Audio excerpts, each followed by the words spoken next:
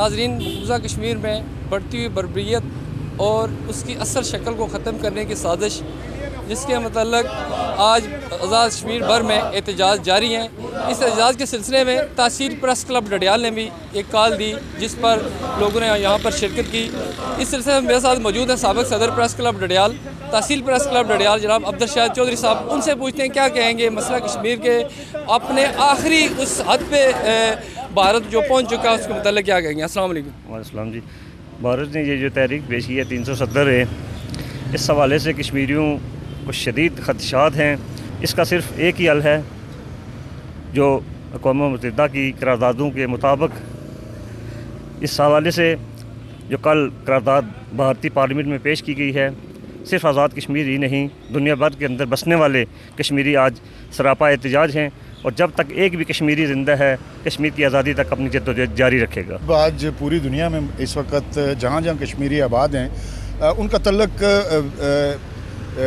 مسلمان ہیں، وہ غیر مسلم ہیں، لیکن اگر وہ کشمیری ہیں تو آج پوری دنیا میں وہ سراپا احتجاج ہے۔ اس کی وجہ یہ ہے کہ 47 میں جو کشمیریوں کے ساتھ ہندوستان نے وعدہ کیا تھا، آج اس کا اظہار جو ہے وہ محبوبہ مفتی کے آپ بیان سے اندازہ کر سکتے ہیں کہ انہوں نے آج کشمیری جو پچھتاوا کر رہے ہیں کہ ہم نے اس وقت وہ غلط فیصلہ کیا تھا۔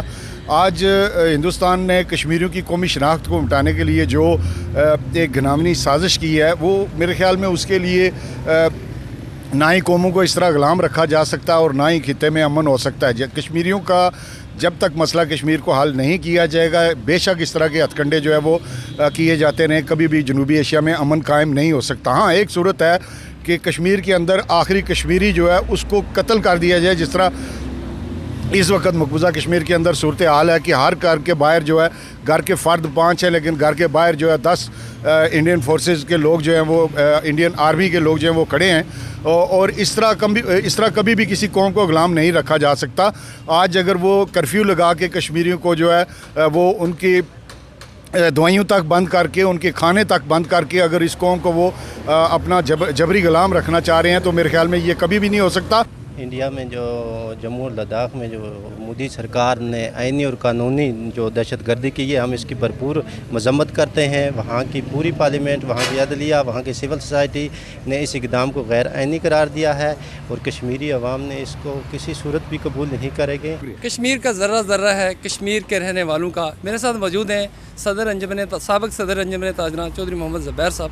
السلام علیکم جی۔ ایسے صاحب، 370 آرٹیکل کا خاتمہ جو کیا ہے، ہم اس کی پرزور مذمت کرتے ہیں، اور عالمی عدالت سے، عالمی لوگوں سے اپیل کرتے ہیں کہ یہ جو بربریت اور ظلم جو کشمیر میں روا رکھا گیا ہے بھارت نے، اس کی پرزور مذمت کریں، اور کشمیر کا بچہ کٹ کٹ مرے گا، کشمیر ایک دن آزاد ہوگا۔ ہم نہیں مانتے ظلم کے ضابطے۔ میرے ساتھ اس وقت چودھری محمد امجد صاحب کنڈ موجود ہیں، ان سے بھی بات کریں گے مسئلہ کشمیر کے متعلق کیا کہیں گے۔ انڈیا والوں، یہ جو کشمیر ہے یہ کشمیریوں کا ہی ہے، یہ کشمیر کی شناخت ختم کرنا چاہتے ہیں۔ ہم کسی صورت میں کشمیر کی شناخت ختم نہیں ہونے دیں گے۔